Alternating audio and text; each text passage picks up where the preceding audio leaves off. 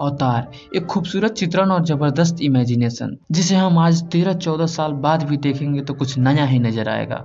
तो कुछ दिनों में अवतार का दूसरा पार्ट रिलीज होने वाला है, तो आज हम इसके पहले पार्ट के बारे में कुछ जान लेते हैं। फिल्म की जब शुरुआत होती है तो दिखाया जाता है कि कुछ इंसान स्पेसशिप से किसी दूसरे ग्रह पे जा रहे होते हैं और समय होता है 2154। पृथ्वी का हाल बहुत बुरा हो चुका होता है। ये सभी लोग पेंडोरा ग्रह पे जा रहे होते हैं। इसी दौरान हमें फिल्म के हीरो से मिलाया जाता है, यानी जैक सली से। जैक सली सैनिक हुआ करता था, लेकिन उसके भाई के मरने के बाद उसे अवतार के प्रोग्राम में रख लिया गया क्योंकि उसका डीएनए उसके भाई से मिलता है। अवतार प्रोग्राम क्या है? पेंडोरा ग्रह पे रहने वाले एलियन या उन्हें नावी भी कहते हैं, उसी तरह का क्लोन इंसान के पास होता है, जो कि एक इंसान स्लीपिंग चेंबर में जाता है और उसी के द्वारा उस क्लोन को कंट्रोल किया जाता है। सिंपल से समझो तो उसकी आत्मा क्लोन में चली जाती है। उस शिप पे एक कर्नल होता है जो उस क्लोन को पेंडोरा ग्रह पे भेजकर वहां के लोगों को हटाना चाहता है ताकि वहां की जमीन के नीचे दबे बहुत ही कीमती पदार्थ को निकाल सके।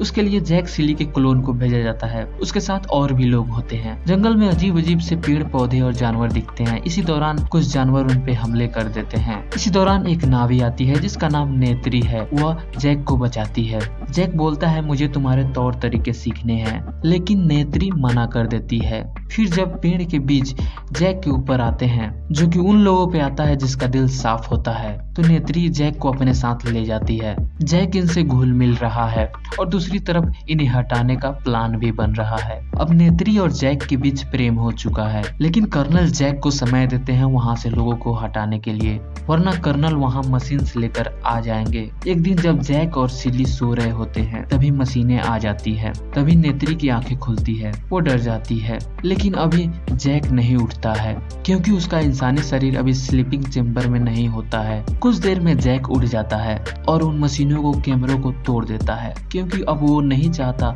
कि कोई यहाँ के लोगों को परेशान करे। उसका इरादा बदल चुका है। कबीले के सारे लोगों के सामने जैक सब कुछ बताता है कि वो यहाँ पे क्यों आया था। ये सब सुनकर वहाँ के लोग जैक से नाराज हो जाते हैं, यहाँ तक कि नेत्री भी। अगली बार जब फिर कर्नल मशीन लेकर आता है तो सभी नावी लड़ने के लिए सामने खड़े होते हैं और जैक को सामने बांध कर रखते हैं। कर्नल उन पर हमला कर देता है। जंगल तबाह हो जाते हैं, कई लोग मारे जाते हैं। फिर एक दिन जैक इकरान पे बैठकर उन नावियों के पास आता है।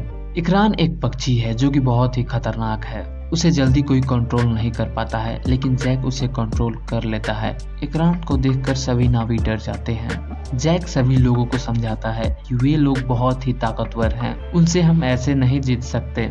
जैक और भी कबीले के लोगों को बुलवाता है और सभी लोग मिलकर अपने जगह के लिए लड़ते हैं, जिसमें कई लोग मरते हैं, लेकिन नावी और जैक मिलकर कर्नल के कई मशीनों और शिप को तबाह कर देते हैं। अंत में कर्नल एक मशीन में बैठकर जैक पर हमला कर देता है और जैक के स्लीपिंग चेंबर पे भी हमला करता है ताकि जैक को स्लीपिंग चेंबर से उठा सके। नेत्री अपने तीर से कर्नल के सीने को आर पार कर देती है। कर्नल मर जाता है।